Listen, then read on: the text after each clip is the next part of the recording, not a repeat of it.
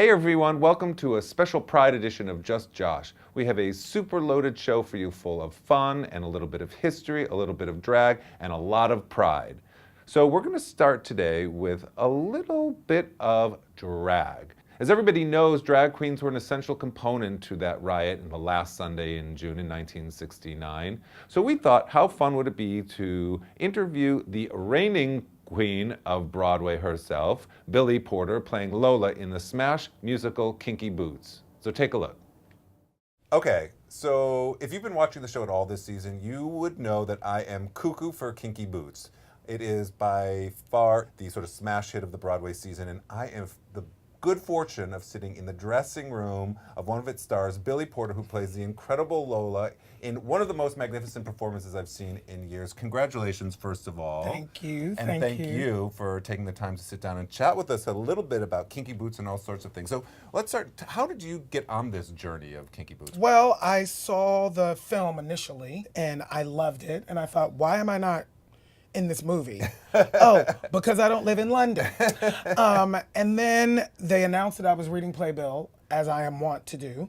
And they announced that they were going to do the musical. And I know Jerry Mitchell. Mm-hmm. So I knew that people, you know, had kind of semi-forgotten about me. Mm-hmm. And I knew that I would have to actually physically throw my hat in the ring if I wanted it to be clear that I wanted to do that. So I called Jerry on the phone and I was just like, I would come out of semi-retirement for this part. You know, then I went through the series of auditions and got the gig. And you mentioned Jerry Mitchell, who's the director and choreographer.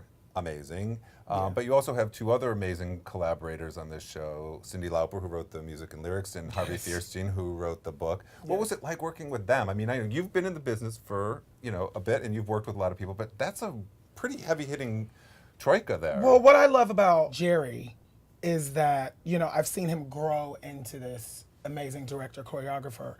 And he's the type of person where his first love is the theater. And he knows all of the rules. And he doesn't mind giving the audience what it needs when it comes to see a musical. He is unabashedly and unapologetically the king of musical theater. You know, in the way that, in the traditional way that we want to see it and feel it and receive it. And I love him for that. And, you know, but the wonderful part is that he's also young and he also has his finger on the pulse of what's going on today. So he knows how to translate that into something that feels hip and current and of the moment. Mm-hmm. So that's Jerry. Harvey and Cyndi are both singular artists, I believe, who have sort of carved niches for their very singular artistry. And as a person who also is singular in what I do and has had a hard time sort of finding my real footing, there's nobody better to sort of lead me and usher me into that type of platform where my singularity can thrive. And it's just a blessing. You know, it's so beautiful for you to say that. You know, I mean, I'm a huge fan of all three of them, or actually all four of you. And what is the biggest challenge to, A, keeping yourself going 8 times a week, as well as like just keep yourself going through those 2.5 hours? I have to say that as an artist, as a real true artist who has wanted nothing and yearned for nothing in my life than to be able to be the total human being that I am on stage and present that 3-dimensional human being on stage, to have the opportunity to do that is energizing, interestingly enough. Interesting. It's really, really energizing. It's empowering and it's energizing. So while, yes, there is the natural, you know, fatigue that comes along with doing 8 shows a week, I still don't get to bed till 3 o'clock in the morning because I'm just jazzed. The word of mouth on the show, I'm sure you know, is very, very positive, and you in particular, and I've talked with people, everybody from Seth Rudetsky to like the man standing on the street, and the thing that keeps coming up is the idea that this is one of those moments, one of those rare moments in musical theater history where there's a marrying of a performer and an artist and a role. Carol Channing in Hello Dolly, arguably, you know, Zero Mostel in Fiddler on the Roof, and it goes on and on. Do you have any sense that like this is it? This was your sort of like completion of the whole for you? I do understand that. I am completely humbled by it.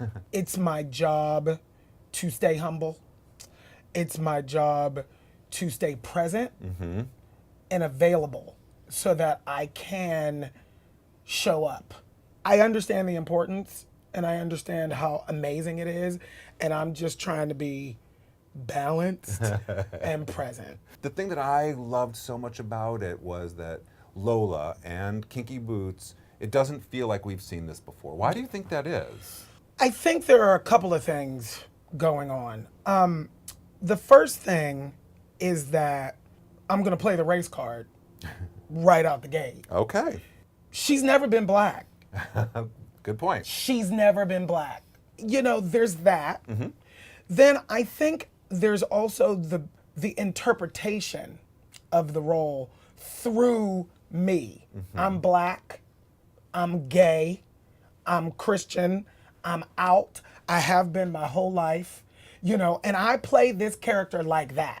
You know, and while sexuality is not the point of this show, and we don't talk about it, and it's not really an issue, my version of Lola is gay. So there's a subversive energy that's entered that way, you know, because it's as if, you know, the glamorous gay drag queen is now the lead of the musical. Okay, so let's play a quick musical theater game before we have to get into the music. I mean, to Okay. makeup. First question. What's your favorite musical of all time? Oh, that's not You can fair. Can I pick 4 or 5? you can pick 3. Oh, just list them. Um, Besides Kinky Boots, that one doesn't count anymore. well, of course, Kinky Boots. A Chorus Line, Okay. West Side Story, Okay. Dream Girls, Okay. Gypsy. Okay.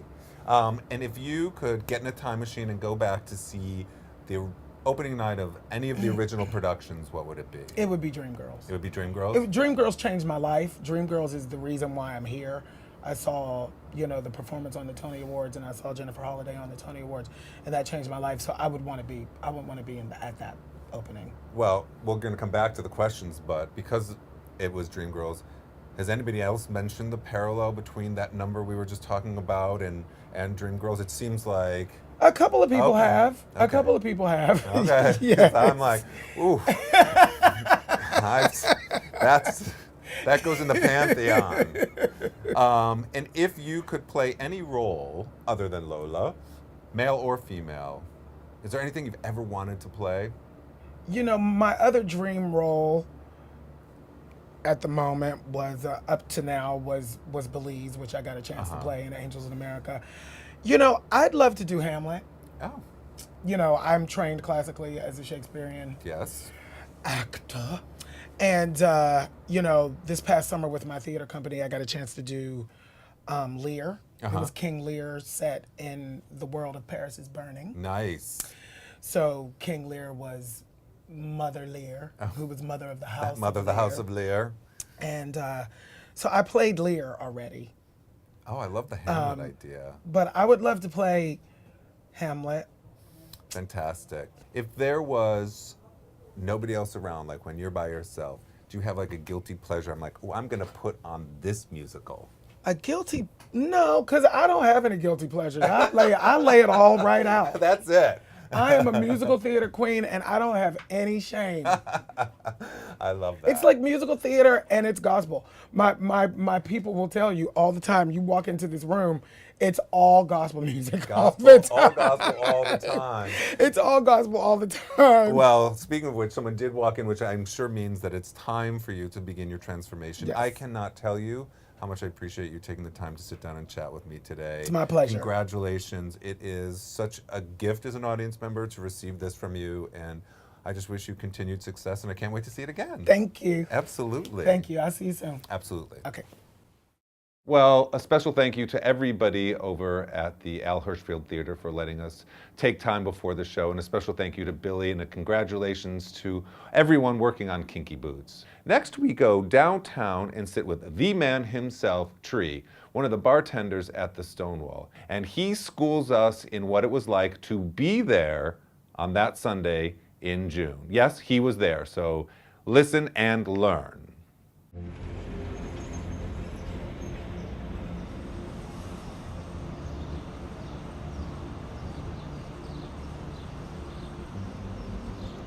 Okay, so today we are sitting outside the famous Stonewall Inn, where arguably it all began. And with me is Tree, famous and infamous, one of the bartenders here at the Stonewall, and has worked and lived in this neighborhood for 46 years, and he's going to tell us all about what it was like back during the riots and ever since then. Thank you so much. We are thrilled and honored to have you It's my on pleasure, the show Josh, today. my pleasure. So you were saying, as we sat down, that you've worked at the Stonewall, you worked at a bar called the Ninth Circle, you worked at Julius's. Mama's Chicken Rib is where I started.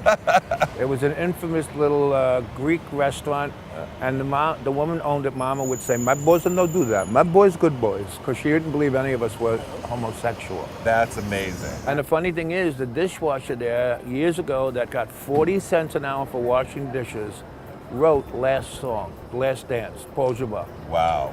And when I ran into him at Ted Hook's backstage after he won the Tony Award for it, we just looked at each other and laughed and laughed and laughed. Well, so it is not an understatement when I say you have literally seen it all. I mean, let's start with the Stonewall, since we're sitting outside the Stonewall. There's so much sort of lore about the Stonewall. You were there. Tell us what the actual truth is of those evenings back in '69. The original Stonewall was where the nail salon is. That was the bar. There was an arch in the middle of the room where you went into the dance floor. This side had tables, chairs, and dance floors.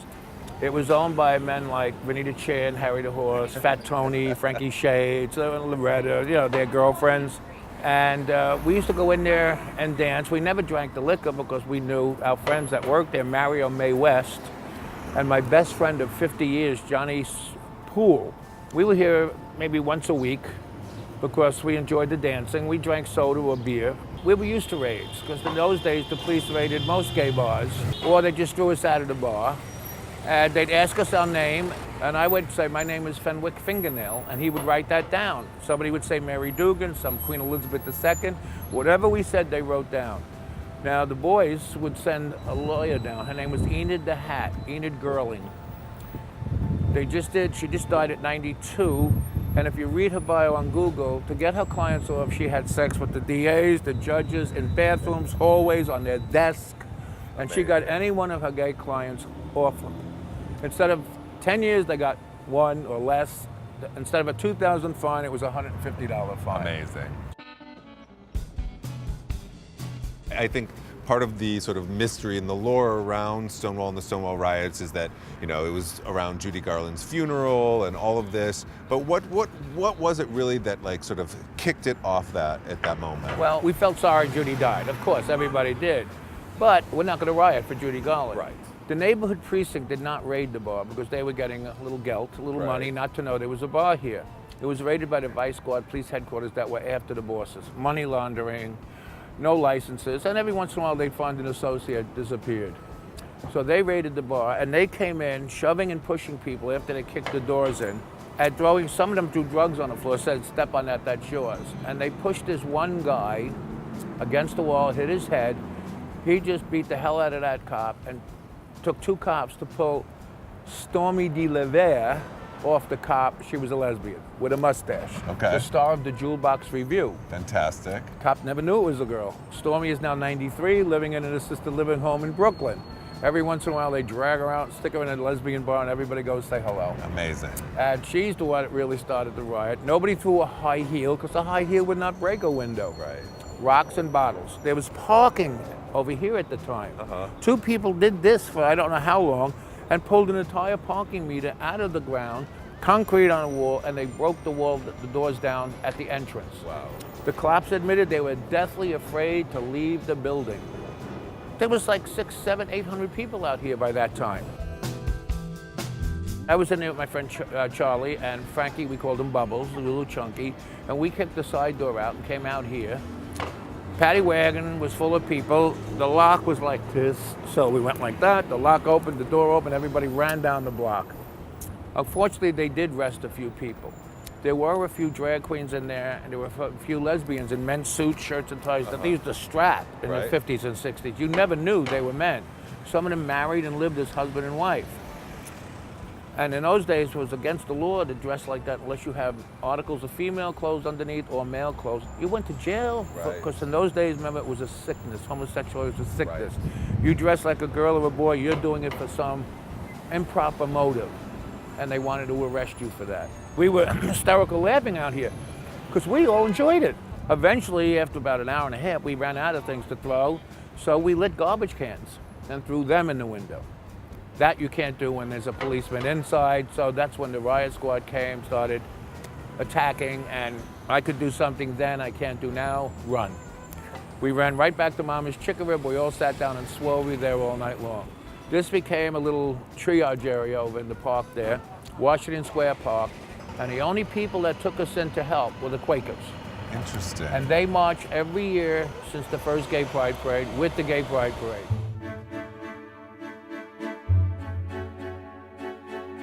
And then what happened like on the subsequent nights too? Well, a little here and there rioting. The cops were all over the place. The following weekend we started a little bit because that park down there was the women's home of detention. And the lesbians that were in there were screaming, "Come on, girls, fight back." They were throwing pillows out the window. They were throwing lit stuff out the window, which would irritate us. So we started getting a little rowdy. But then our lovely mayor, John Lindsay, went on television and said to the cops, "Get out of the village." And that calmed everything down. Amazing. And we laughed about it. We all hang out in Mama's Chicken Rib. And in 1970, we're walking up the block to go someplace, and there's a video with the signs and banners. Where you going? We're walking up to Central Park. What are you, crazy? It's a long walk. It wasn't a parade then, it was a march. And we said, we're not going, but eventually some of our friends talked us into it. So we got in the middle like this because we were definitely afraid of my mother and father, and aunts and uncles may see me on television because everybody was a bridge and tunnel person. There were very few villages. And we were always afraid because you couldn't come out in your neighborhood. I was from Brooklyn. I was a gang member that snuck into the village on weekends. You know, if I'd rather have sex with the guy than beat him up, for God's sakes. And I had to be so careful for a while. And I used to laugh about it. And after that first Gay Pride Parade, we figured that's the end of it. And who knew that 43 years later, there was 1.5 million people down here. Since '69, you know, you move through that period in the '70s where with the burgeoning movement, and then, you know, obviously we get into the '80s, which was like its own sort of crazy tailspin. So other than the obvious things like HIV and AIDS in the '80s, and what would you say are some of the biggest changes that we have now, looking back, have sort of in our favor? Well, in our favor, we have the gay marriage rights. A lot of companies, big companies, decided to recognize partnerships in different states. You can actually take your mother to a gay bar where years ago you couldn't. Your mother would kill you. But there's a lot of changes. When AIDS came along, people would say hello to each other in bars, sit next and talk. When AIDS came along, everybody was afraid of the person next to them. The younger generation that come in here, I have so many of them. The older bartenders here say, "We're mad at you." I go, "Why?" They said, "The most beautiful boys come in and say, 'Is tree working?' And we go, 'No,' and they leave." Because when I put a drink in front of a very handsome young man, I always say, "Drink fast, my phone number's on one of your ice cubes." And they have to laugh, they have to smile. If they don't, they have no sense of humor. Next. Then when they come back for the 2-for-1, I'll always say, "Can I pay you a compliment?" And they go, "Yes." I go, "Your hair is going to look so nice on my color pillowcase." They're hooked. They are now sitting at the bar and want to know, they want me to rape them more verbally. Then they bring their friends. That's incredible. I have 3,000 people on Facebook, and I would say at least 1,000 of them are people that I met here from other countries. Amazing. Do you ever look back? You mentioned gay marriage, you know, the sort of acceptance of parents and friends. Does any of it just sort of startle you and be like, I never in my wildest dreams thought we would be here 40 some odd years later? I'm going to be here another 47 years. I'm all for it. But I'll tell you one thing, I was laying on my couch watching the president's inaugural speech, and when he mentioned Stonewall, I broke out. My body started shaking, my phone started ringing. Thank you so much. You are an absolute treasure. And one of the things that I want to encourage people to do is come down and ask Tree questions. This is a treasure. This is something that is more invaluable than anything I could ever bring you. So thank you so much for Young taking and the old, time. you're all welcome. Straight or gay. Straight people coming here all the time now. Well, you are amazing, and I really appreciate you My chatting pleasure. with us and being part of our Pride special. My pleasure.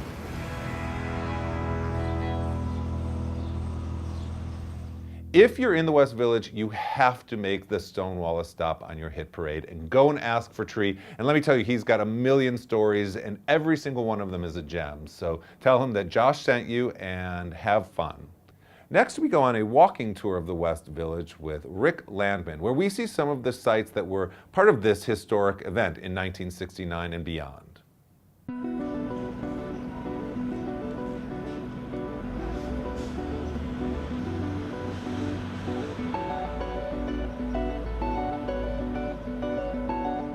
So now we are in Christopher Street Park in the heart of Sheridan Square, which is really the epicenter of where the sort of gay heart of New York City used to be. It is no longer. And we're going to get a little bit of anecdotal history starting right here, right? So tell us a little bit about what this park used to be. At the time of Stonewall, this park really didn't exist. It was basically asphalt. Just take away all the fences, take away all of the shrubbery. This was the site of the riots that went on during the weekend of the last weekend in June in 1969. This whole area, though, although we know it as the heart of the gay community, back in the 70s, there were people who were sort of opposed to this idea that Christopher Street was becoming so gay. We didn't even have openly gay people on the community board. Amazing. Up until around 1979. And if we look at the statues here by George Siegel, there was even resistance from putting those statues in this park. And one of the meetings I remember at the community board where we were fighting over whether they should be able to be here, one of the members got up and said, "Take a look at that man. He has an erection. It's disgusting. It's pornography. You can't put that in public." So by coincidence, a few years before that meeting, I knew that model. So I sort of spoke a little bit too loud and made the comment that, "Hey, I know David, and believe me, that's no erection." So after everyone cracked up laughing, the vote was taken and the vote carried. And as a result, although it's years later, these 4 statues have been installed in Christopher Street Park. So you were saying about this billboard. Right, this intersection is important for a few reasons. Those billboards over there were the first time that major advertisement companies would allow us to put up things for gay rights and for trying to get the gay rights bill passed.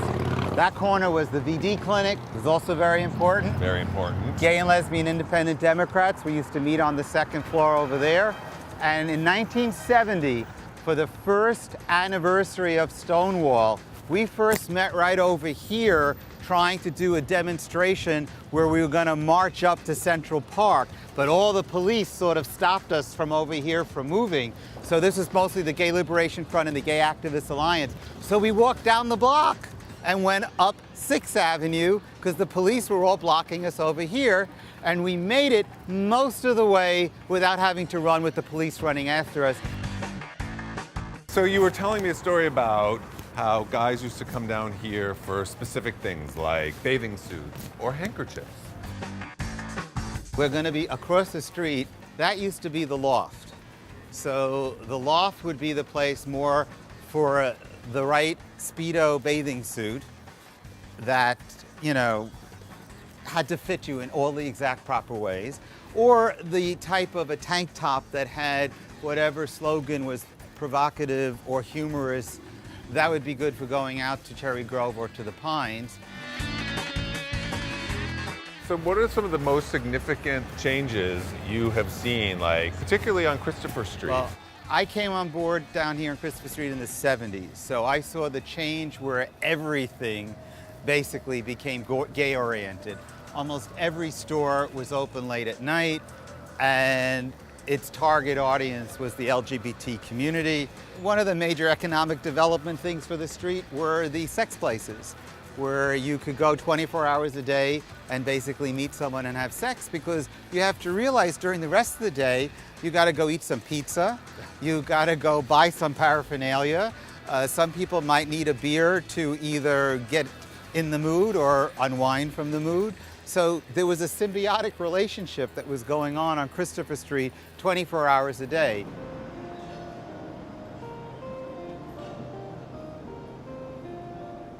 So when the Giuliani administration came in, they tried to use everything from zoning resolution, health code, building code, landmarks violations to be able to close down these businesses.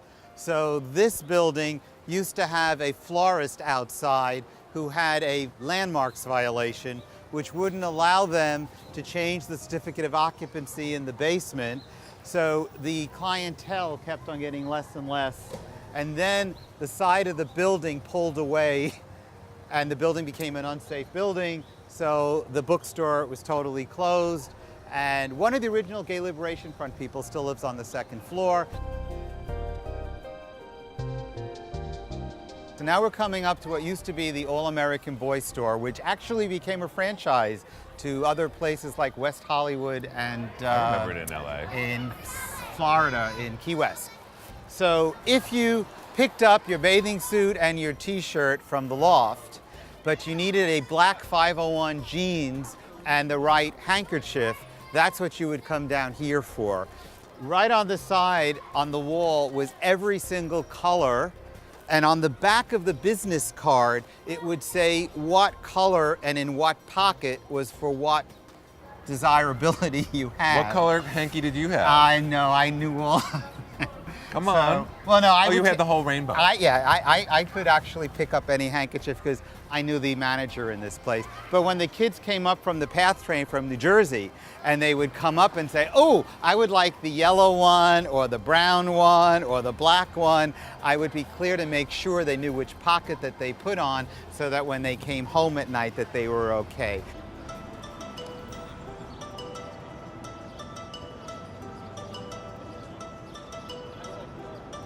So the other bookstore on Hudson Street was number 1. This place was number 2. The reason there was a difference, the other place, you could give them a $5 bill and you could stay all day long. This bookstore, you had to put quarters in for like a certain amount of minutes.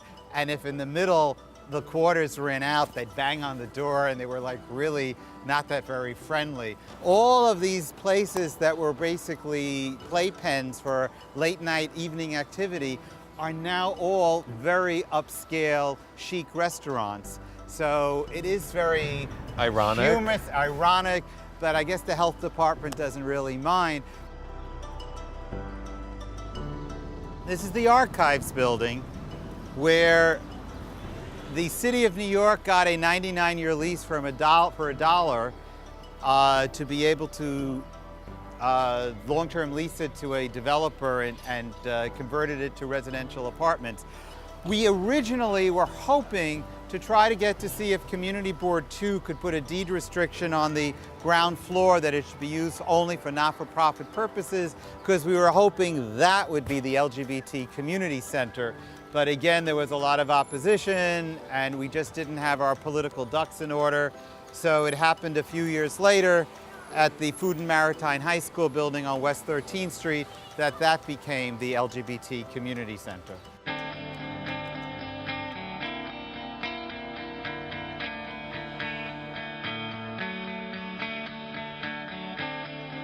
Okay, so we're now at the very end of Christopher Street, which was also a really intense area for a while. It's Weehawken, one of the smallest streets in the city.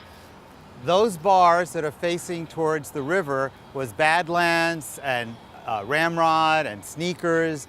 And on a Sunday afternoon, back in the Koch administration, they didn't mind if you had an open bottle of beer outside on the street. So all of us people, our generation, was out on the street on a Sunday, so much that they had to close the West Side Highway as we were walking back and forth from the piers. But beer was like only $1, and they only have like one little bathroom in those bars. So if you drank the beer, you would actually urinate on the back of the building. And that's why you can still see the remnants of signs that said, hey, please respect the neighborhood and please don't urinate on our building. On a more somber note, right before the AIDS epidemic, this was ground zero for everything LGBT. Then when AIDS came, this went from being one of the chicest places to ground zero, basically, of the AIDS epidemic. And the owner of the building wanted to dispose of the building. And by coincidence, I did work for the city at the time. So a deal was sort of structured where he was able to donate the building, and it became Bailey House, because at that time, if you became HIV positive, it was a good chance your landlord was going to throw you out, you're going to lose your job, and you're going to end up dying homeless. So we tried to create a sort of situation where in the beginning this was mostly a hospice, where people had no other place to live or to die were living there. I mean, thank God now it's a totally different situation, and it's more like an assisted living place for people with HIV. It's no longer, HIV/AIDS is no longer a death sentence. Well, I cannot thank you enough for this incredible tour of the West Village, the historic West Village. So much that I didn't know, so much that people don't know, and I really appreciate you sharing your stories with us, the historic perspective and the personal perspective.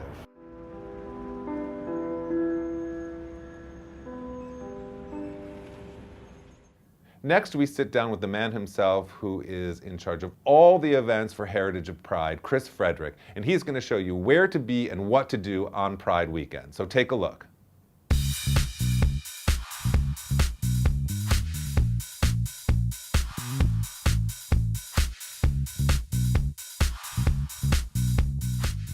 All right, well, it's that time of year again, and there is so much to do in New York City for Pride Month. So with us today is the managing director of Heritage of Pride, who runs all sorts of events to help us maneuver through this busy water of the Pride season, Chris Frederick. Chris, thanks for coming in. I know it's like your Christmas time. You're like Santa up at the North Pole, basically. Yes. So thank you for coming in. Of course, of course.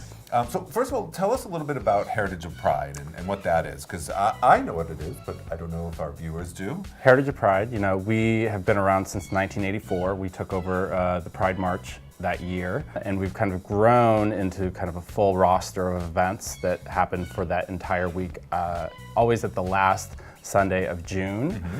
This year we're producing upwards of 10 events. It's exciting for us, and it's one of those things that you really prepare all year for, and the energy is so amazing. Let's talk about what that week looks like, because it does, I don't think a lot of people know that actually here, particularly in New York, it starts the Friday before. Right, so traditionally we always kind of have a kickoff event. Over the last couple of years, it's been the rally. We're actually moving that event into Pride Weekend for this year, just because what we find is our strong suit is the tourist or the traveler. So, you know, a lot of times people that are traveling in for Pride can't go to the rally because it's the week before. Right. So we're hopeful that we'll be able to build on kind of the tourist or the traveler attendee to that event specifically by having it be that Friday of Pride Weekend. That being said, we're doing a kind of a professionals kickoff event brunch on that Sunday at Hotel Americano. So, you know, we're still trying to build out a whole week of events, and I think that it's successful in kind of doing these smaller events along with our kind of large level million-plus people events. So we have the rally, and then that sort of will begin our sort of Pride Weekend on Friday. And then where do we go from there? So after that, we do a women's event on Saturday. It's called Rapture on the River. That's going to be on Pier 26 from 3 until 10 o'clock at night. And then we have an event going on at the same time that's geared more towards like a 25 to 35-year-old male. That event's called the VIP Rooftop Party. We've done that event for 3 years now. It's sold out every year that we've done it. So it's at Hudson Terrace. So it's a very popular event.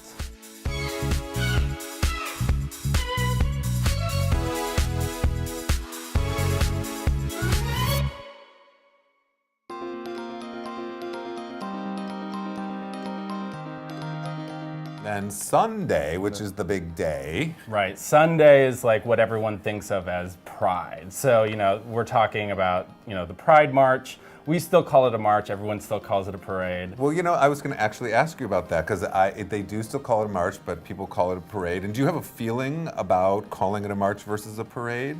I don't really mind either way. I think the organization really wants to stick to its roots, and that's why we stick with the word the march. I think that it goes back to the historic nature of what it really was when it first started. And I think that there's no problem with calling it a parade because I think that it's evolving into that, obviously. And I think that it is a celebration of sorts to kind of celebrate gay culture and who we are. But I still think that it's important to tie into those kind of historic roots of why we are doing what we're doing. And so after the march or the parade, which tends to last, if you haven't been in New York, it's not something that flies by. No, it's a 4-hour affair. It's one of the longest Pride marches in the country, if not the world. So it's definitely sit back and watch because get your seat. Get your seat because you'll be there for a while. So we expect 1.7 million for this year. So it is the largest Pride event in the country. So we're very excited.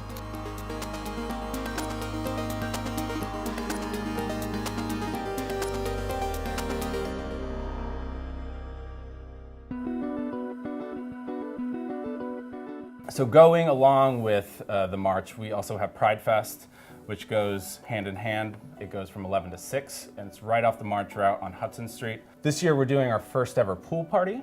I heard a lot of people within the community that say, we love going to the march, but we want something a little different. So we created this pool party to be at Hotel Americano as well from 12 until 6. It's like a pier dance kind of affair. And then the pier dance is kind of obviously the ending closing event for this year. So that's going to be on Pier 26 between 3 p.m. and 10 p.m. And if you don't know about this crazy pier dance, it's insane. I mean, Yeah. it's outside. I mean, how many thousands of people do you get on the pier? We have around 7,000. It's like the largest mostly men, it's 95% men, dance in the country. And it's about being able to be outside with your loved ones, with your friends, and be who you want to be out in public. That's why it was started, to be who you are. What people don't really realize about that event is it is our largest fundraiser. And so this event helps support the operations of everything else that we do for that week. So, the march is very expensive. Pride Fest is expensive. The pier dance is a way for us to raise funds to be able to put on these types of events to the kind of caliber that people expect when visiting New York City. If you took your Heritage of Pride hat off for a second, what could you tell some of our viewers maybe how to maneuver, sort of through gay pride that may not want to go to, a 7,000 person event? Obviously, I would stick to areas that are more heavily concentrated in kind of LGBT. So those areas include Chelsea, West Village, Hell's Kitchen specifically, now more than ever. There's so many different shops, restaurants in those areas. We're actually doing a neighborhood guide within the Pride Guide this year. Nice. So that will kind of feature all of kind of the gay-centric areas of not just Manhattan, but we're doing Williamsburg as well, because Williamsburg is very gay-friendly. And it's good to kind of check out that to see what's happening around the areas. And we should also mention that it sounds like Pride is just like a Mardi Gras. So it's just like festivals and parties and floats and da-da-da. But there is a real, like we were sort of touching on with the idea of it being a march. There is a real sort of I don't want to say political, but there is a real meaning to it. I mean, there's still the moment of silence in the middle of the parade, and there my favorite thing, which is the painting of the lavender line down Fifth Avenue, which I still don't understand how they do that. So it's something we commission. We have to pay the city to do it. It's something that's very important to us, and it's in our heritage to do, that we've been doing since the 80s. And it's a great way to show visibility for the community, because as soon as someone sees that lavender line, they know that that's the march route and that's where everyone's going to be. Well, I love it because it stays for months. I mean, before it washes away. And every time you cross Fifth Avenue, you see the line going down Fifth Avenue. it's a constant reminder that we are here. Exactly. And I think that it harkens back to some very difficult days that the community had in the 80s, and I think that it shows us that how far we've come. The theme for this year is Rain to Rainbows. A lot of times we can sometimes focus on the negatives of what we don't have, but I think we sometimes need to step back and take focus on what we've accomplished in the last 20 years as a community. And I think that we need to focus on, we've made huge strides in marriage equality. We still have a long way to go, but a lot of progress has been made in the last 20 years. So there's just so much to it, and I encourage everybody to come and sort of make your own way through it. The question I have for you is, what do you do on Pride? I don't sleep. I am nonstop from that now really until June. So after Pride's over, I kind of take a little breather, relax a little. It's pretty intense. A lot of times I kind of compare it to what I would imagine pregnancy to be like. Not that I've ever been pregnant, but Not yet. Not yet. You're working towards this one thing all year. And you have your good moments, you have your bad moments, you have days where you really just don't think you can get through it. And then there's this final push at the end, and it's kind of like this out-of-body experience where you're like, is this really happening right now? And you kind of have to step back and say, look at what we've accomplished. This is truly amazing. At the end, you have this kind of almost postpartum feeling where you're like, well, now what? Like, you have to go through it all over again the next year. So it's really an interesting experience to kind of work on this kind of project. So Okay, so there you have it. If you want any or all the information you want or need for New York City Pride, you can go to nycpride.org and download any information you need. And thank you again for coming in. Have a great Pride. Merry Pride. thank you. I look forward to seeing everyone there. Absolutely. Thank Thanks. you.